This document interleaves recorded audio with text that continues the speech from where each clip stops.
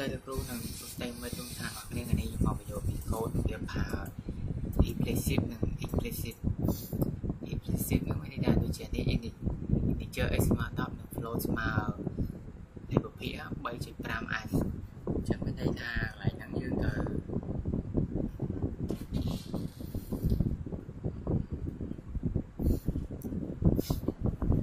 តែសារតែ y ហ្នឹងវាគឺ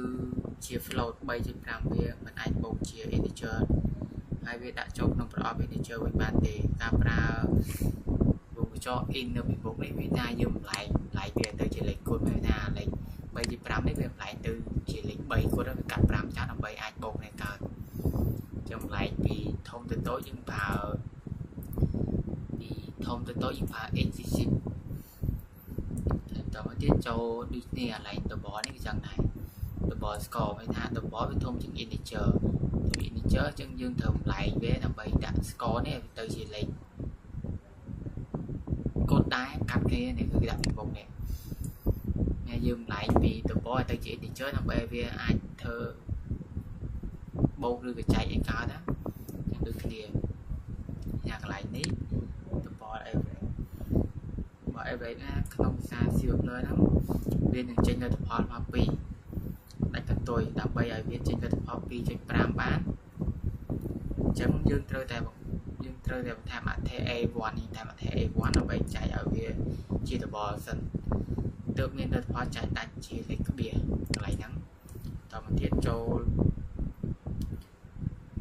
កន្លែងនេះក៏អត់មានយល់ឲ្យដូចគ្នាដែរយើងផាសមានថាបន្លែងស៊ីទៅជាលេខដើម្បីបន្លែងស៊ីទៅជាលេខយើងអាចបដូរជាអត្ថេ75នេះបានទេទៅជាលេខតែប្រើ integer បានទេយើងត្រូវតែប្រើ method ជា integer ផាអូមានថា string នេះយើងត្រូវប្រើនេះ integer ផានេះដើម្បីបន្លែងវាកើត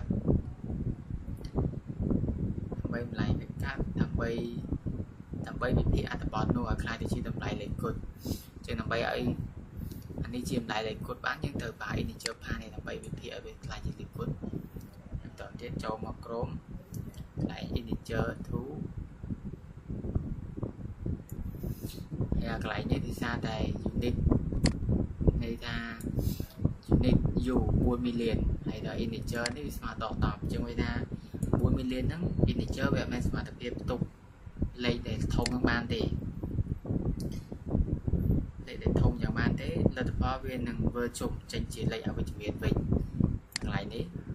ហើយចូលមកក្រុមទៀតវាប្រើ dimentex ជំនួយ flex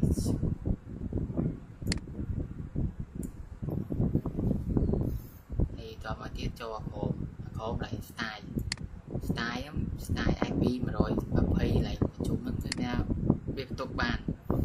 style ផ្ទុកបានត្រឹមតែលេខ127ទេ127នៅពេលដែលយើងបង្ខំដាក់លេខ200វានឹងចេញលទ្ធផលខុសពីការរំពឹងទុកញ៉ាកន្លែង overclock វាអញ្ចឹងវាអត់ត្រូវចូលមកក្រុមទៀតនេះកន្លែង integer num ហ្នឹងណាស្មើនឹង flag ហើយស្មើ true មានថា number 1 flag ស្មើ true ឆ្ងល់គឺវាចុចស្មើ0មានន័យថាក្នុងភាសា C++ វាមិនអាចបដូរ true ឬ for ទៅជាលេខ1លេខ0បានទេដោយប្រើ integer ឡើយត្រូវប្រើលក្ខខណ្ឌបែបចំនួនវិញកន្លែងហ្នឹងយើងត្រូវប្រើលក្ខខណ្ឌវាមិនអាចបដូរជា true ទៅ for បានទេនេះ integer បាននេះមានថាគឺវាដាក់ឆ្ងល់ហើយlike fail នេះវាដាក់ស្មើឆ្ងល់1 0 true ជាងវាថាលក្ខខណ្ឌវាមិនអាចឲ្យកន្លែងហ្នឹង true ទៅលេខ1ឬក៏ for ទៅលេខ0បានទេលក្ខខណ្ឌមកទៀតហ្នឹងកន្លែង integer កន្លែងនេះមានន័យថាតែមានតិចហ្នឹងអនុញ្ញាតឲ្យយើងសរសេរកូដដោយមិនអាចឆែកប្រភេទនៅលើ conflict ប៉ុន្តែទៅពេលរានវានឹង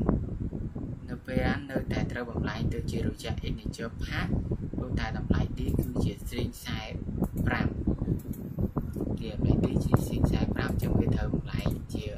integer នេះវិញ integer ផាសវិញជា45ហើយយើងត្រូវបំលែងជា integer ផាសវិញចឹងវា ពីវាប្រើប្រាស់ implicit និង explicit មានន័យ implicit ហ្នឹងវាប្លែកពីតូចមកធំ explicit ហ្នឹង